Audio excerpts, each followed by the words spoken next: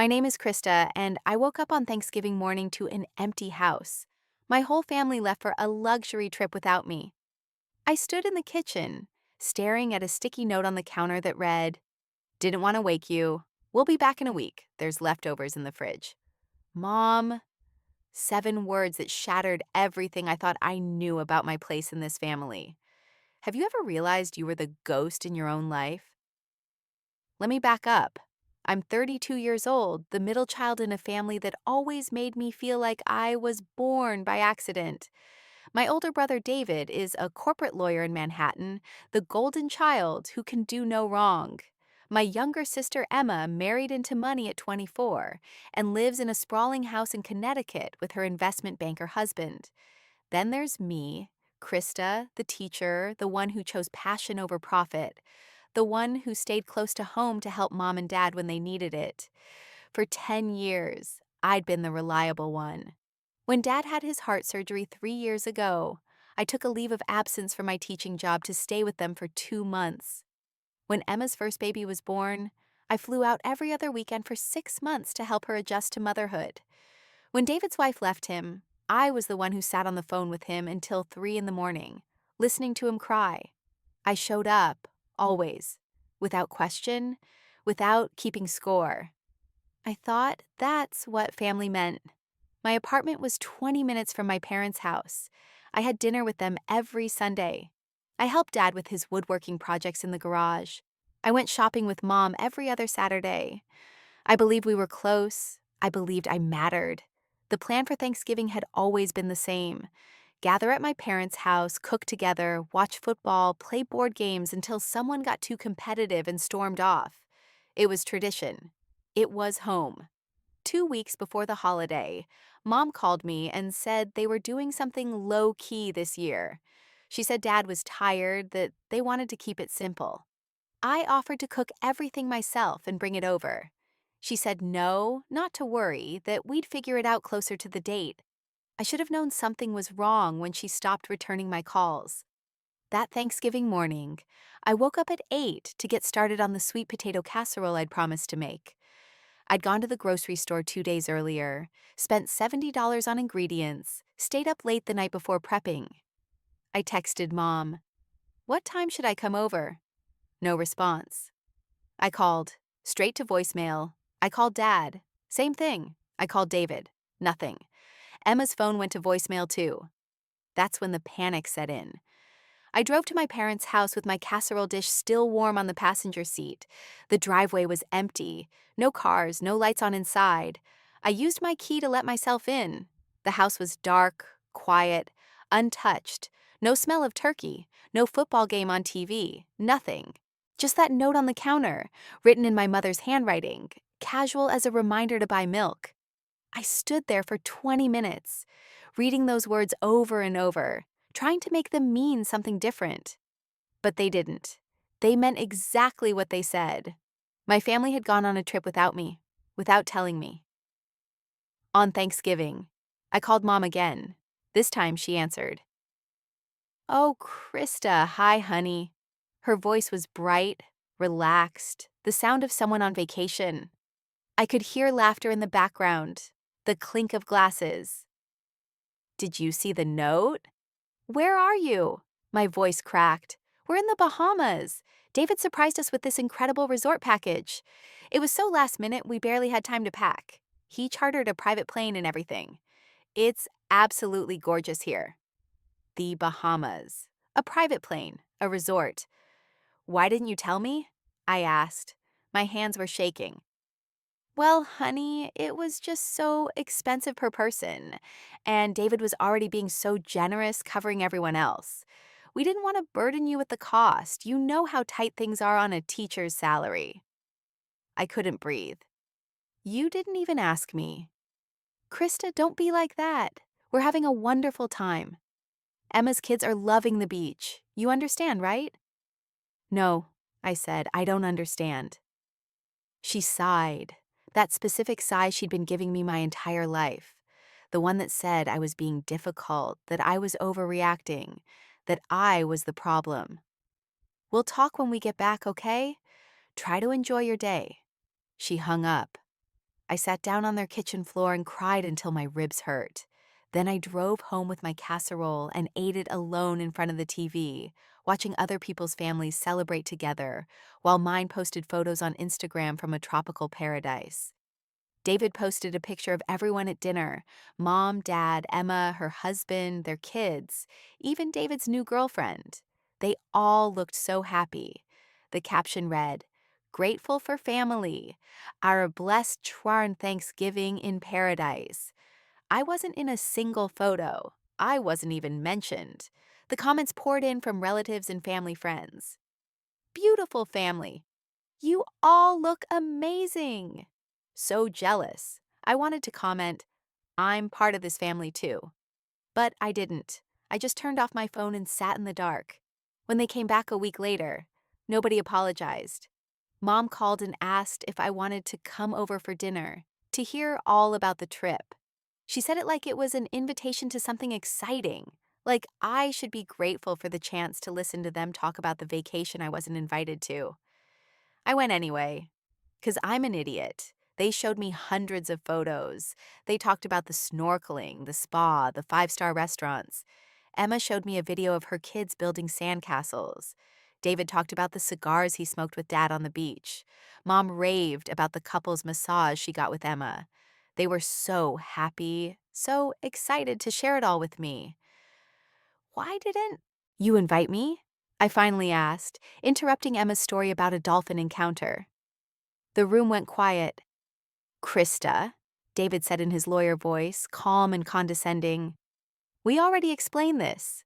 The trip was expensive. We didn't think you could afford it." "You didn't ask if I could afford it." "We were trying to be considerate," Mom said. "We didn't want you to feel pressured." "By inviting me to Thanksgiving?" Emma rolled her eyes. "You're really going to make this about you? We just got back from an amazing trip, and you're going to guilt us for having a good time?" "I'm not guilting anyone. I'm telling you that you hurt me." "You're being dramatic," David said. "It was just Thanksgiving. It's not that big a deal."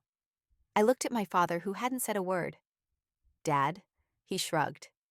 "Your brother paid for everything, Chris. We couldn't say no." That's when I realized they didn't forget about me. They chose to leave me behind. I stopped going to Sunday dinners. I stopped answering their calls. Mom left voicemails saying I was being childish, that I needed to get over it. Emma sent me a long text about how I was ruining family harmony with my victim mentality. David didn't reach out at all. Christmas came and went.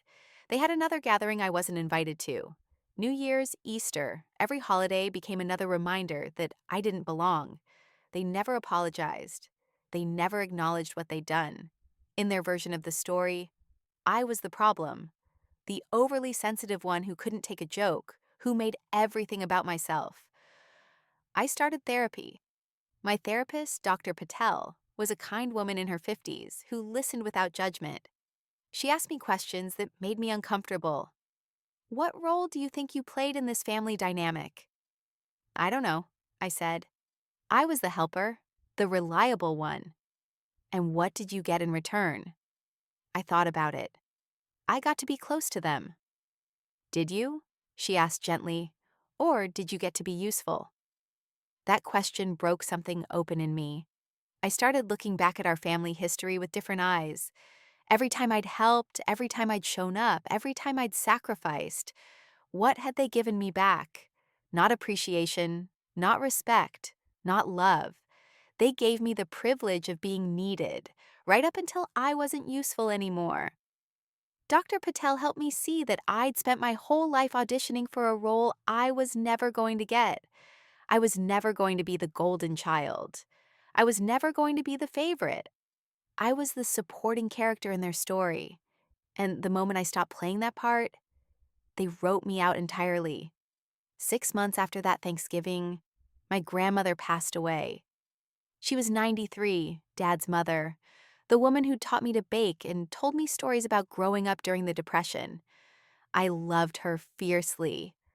When I got the call from Dad, I cried for an hour. Then I drove to the hospital to say goodbye.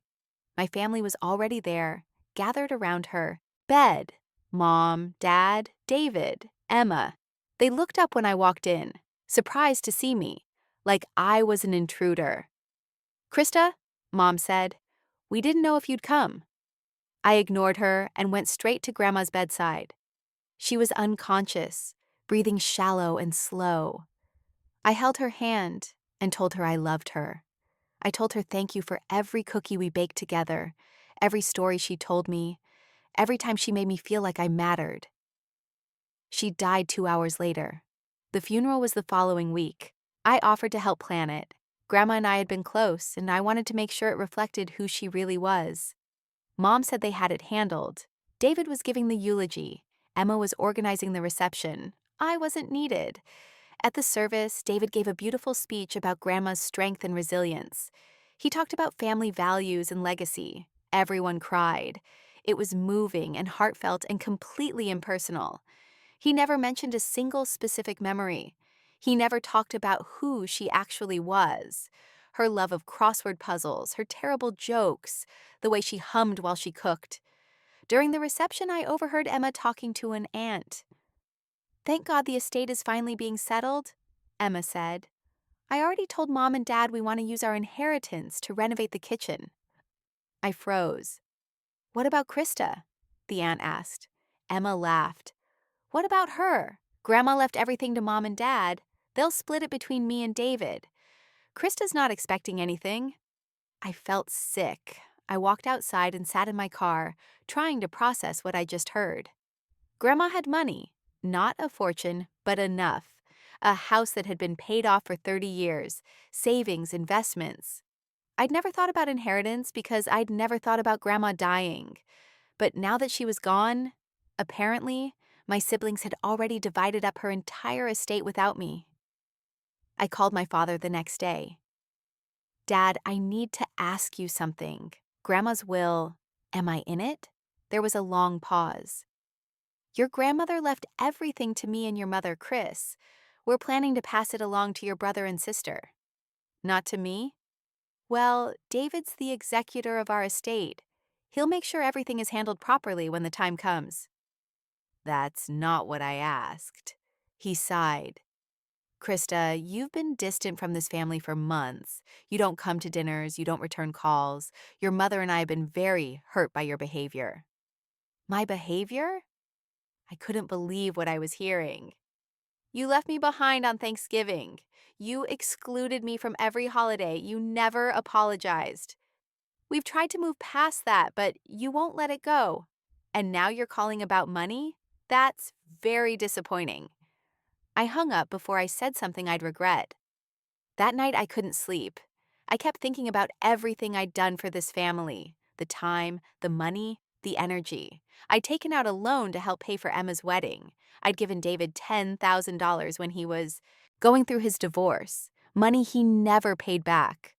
I'd spent 2 months of my life taking care of my parents when Dad was sick. I'd sacrificed job opportunities, relationships, my own life, because I thought family came first, and they'd repaid me by erasing me. The next morning, I called a lawyer. His name was Marcus Chen, and he'd been recommended by a friend who'd gone through a similar family situation. He was in his 40s, sharp-eyed, with the kind of calm confidence that came from winning difficult cases. "Tell me everything," he said. I did. I told him about Thanksgiving, about the holidays, about my grandmother's estate. I told him about the loan to Emma, the money to David, the time I'd taken off work. I brought bank statements, text messages, emails, every piece of evidence I had. Marcus listened, taking notes. When I finished, he leaned back in his chair. "Do you have any documentation of the financial agreements with your siblings?" "Some," I said.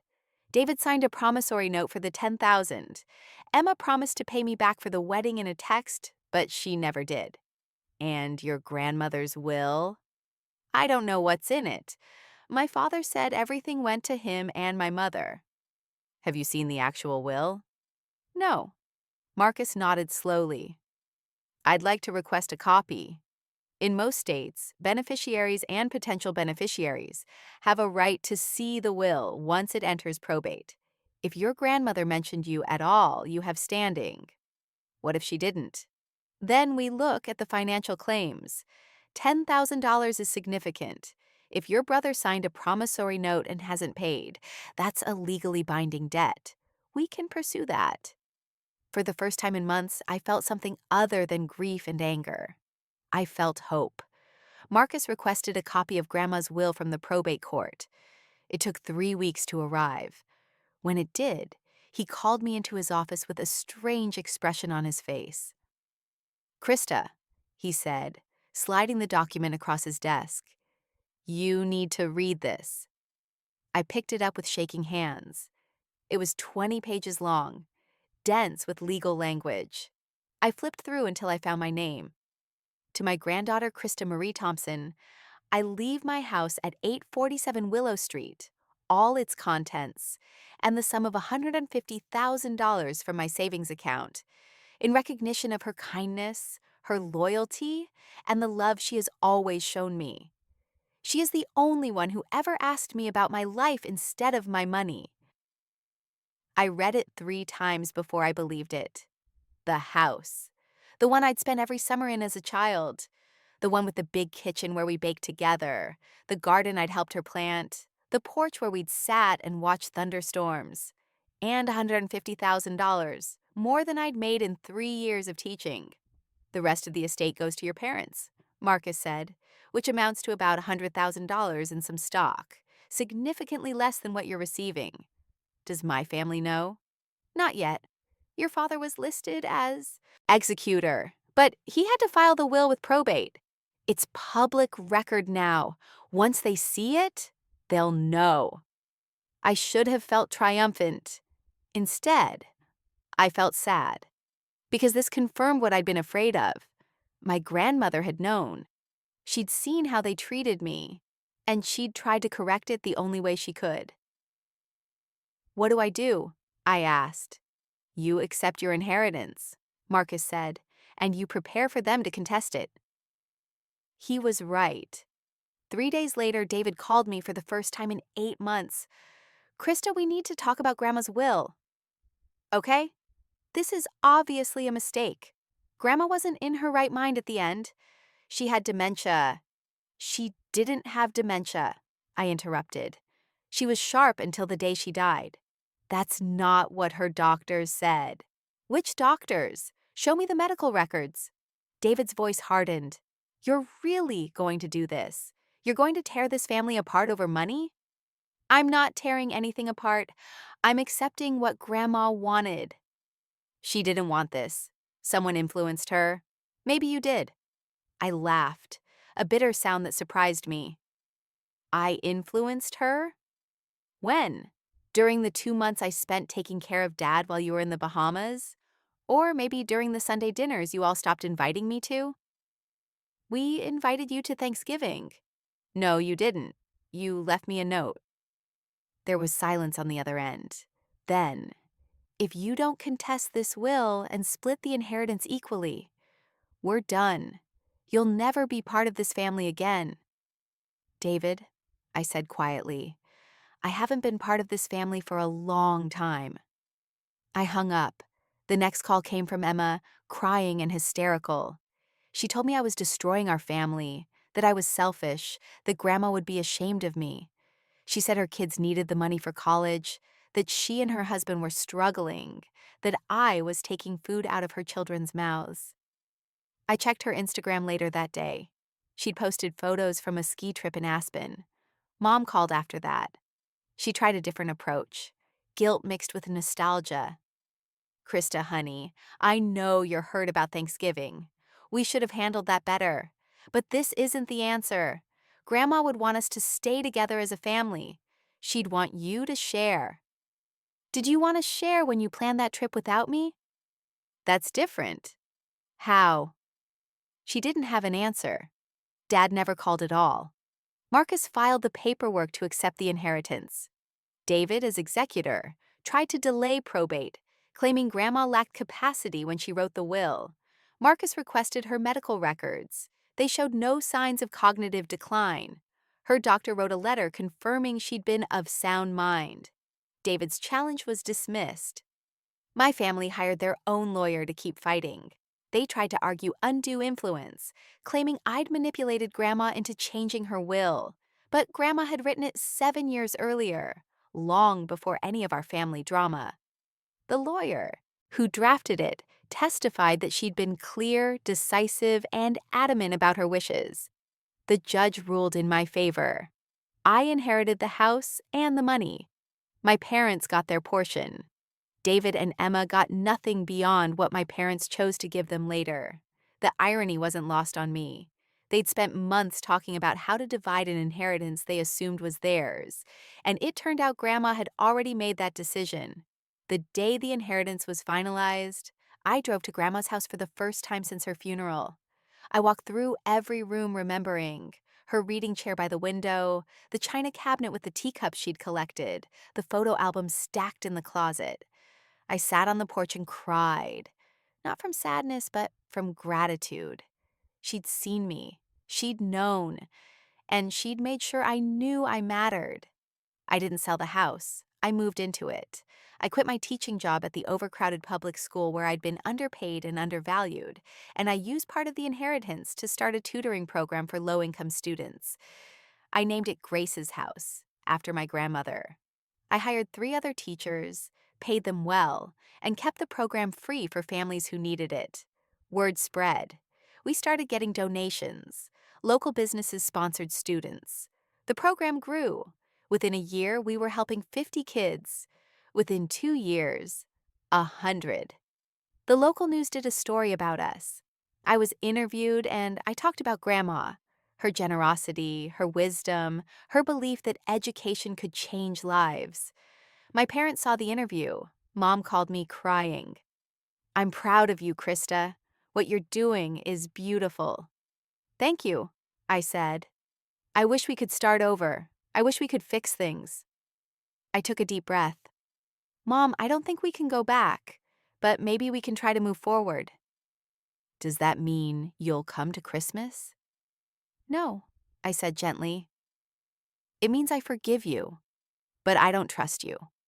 And I'm not going to put myself in situations where I feel invisible anymore." She didn't understand. She still wanted me to come back, to pretend everything was fine, to be the daughter who showed up and didn't complain. But I couldn't be that person anymore. That person had died on Thanksgiving morning in an empty house. David never apologized. He sent me a cold email asking for the $10,000 I'd loaned him, claiming it was only fair since I'd inherited more. I sent back a copy of the promissory note and a message. Per our agreement, this loan was to be repaid by December 2020. It's now 3 years overdue. My lawyer will be in touch. Marcus sent a formal demand letter. David paid within a week. Emma blocked me on all social media. I heard through an aunt that she was telling people I'd stolen her inheritance, that I'd manipulated Grandma, that I'd always been jealous of her. I didn't respond. I didn't defend myself. I let her tell whatever story she needed to tell. The truth was simpler. I'd loved Grandma, and she'd love me back. That was all. 2 years after that Thanksgiving, I was having coffee with Dr. Patel. We'd stayed in touch after therapy ended, and she'd become something like a mentor. "How are you feeling about everything?" she asked. "Lighter," I said.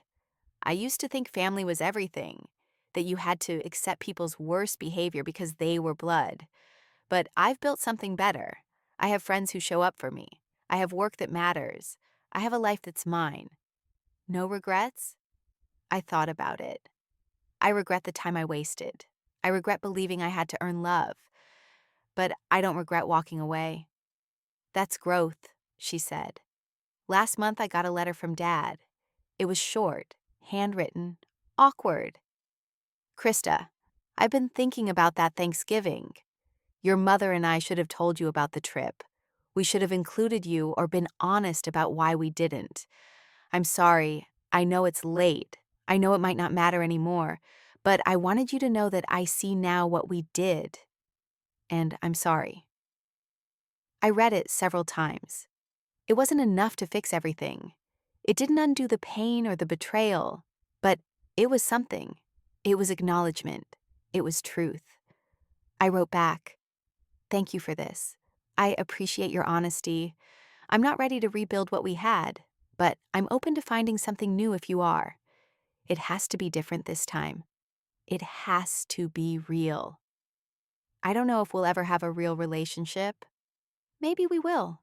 Maybe we won't. But I've learned that I don't need them to be whole. I don't need their approval or their love to know I'm valuable.